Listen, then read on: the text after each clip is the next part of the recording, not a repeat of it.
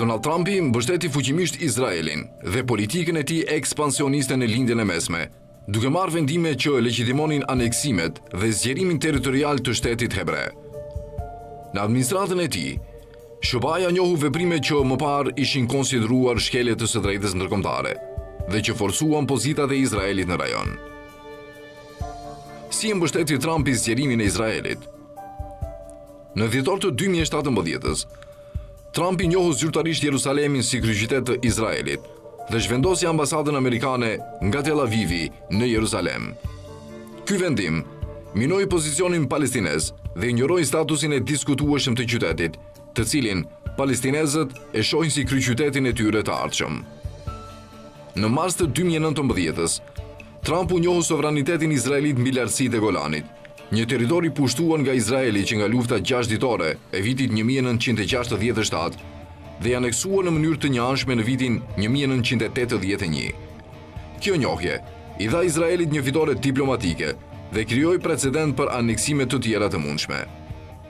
Marrëveshja e shekullit 2020, plani për paqe izraelito-palestinese. Ky plan i Trumpit favorizoi maksimalisht Izraelin, duke i dhënë dritën jeshile për të mbajtur shumicën e vendbanimeve të paligjshme në bregun perëndimor. Ai parashikonte krijimin e një shteti palestinez të fragmentuar dhe të dobët, pa të drejtë për Jerusalemin lindor.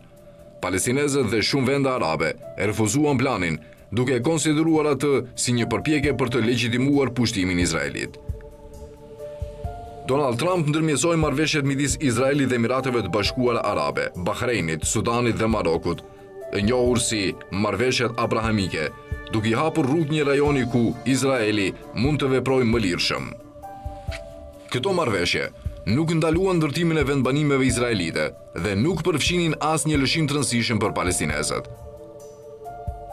Mbyllja e syve ndaj zgjerimit të vendbanimeve në bregun perëndimor.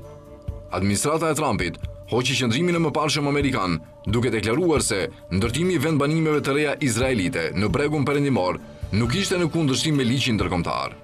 Kjo inkurajoi Izraelin të vazhdonte zgjerimin, duke vështirësuar krijimin e një shteti palestinez qëndrueshëm.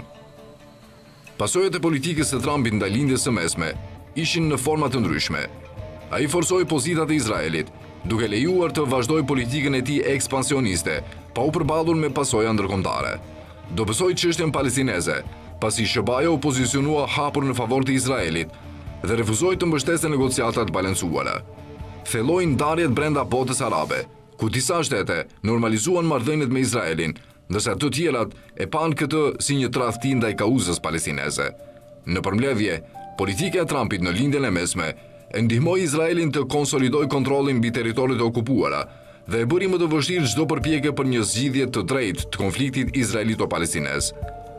Edhe pushtimi amerikan i Irakut në vitin 2003 i shërbeu kryekuput Izraelit dhe planeve ekspansioniste të qeverive sioniste.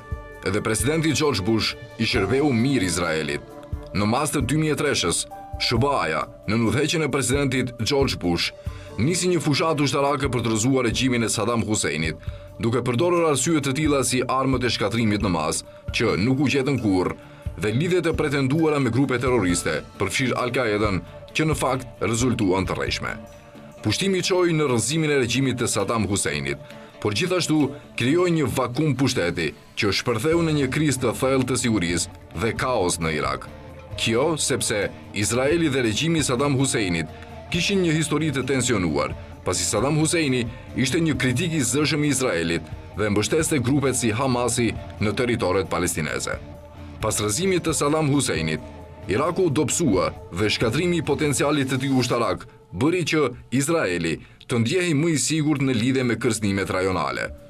Rrëzimi i regjimit të Saddam Huseinit përfaqësoi një fitore për strategjinë e sigurisë së Izraelit, që kërkonte eliminimin e kërcënimeve të mundshme nga shtetet fqinje. Pushtimi i Irakut dhe përmbysja e regjimit të Huseinit i solli përfitimi i Izraelit, i cili thelloi aleancat me disa shtete arabe dhe krijoi mundësi për normalizimin e marrëdhënieve me disa vende të lindjes së mesme. Situata e pas luftës në Irak e bëri shumë më të lehtë për Izraelin të përfitojë nga dobësimi i fqinjve të tij dhe të përpiqet të fuqizojë pozitat e tij në rajon.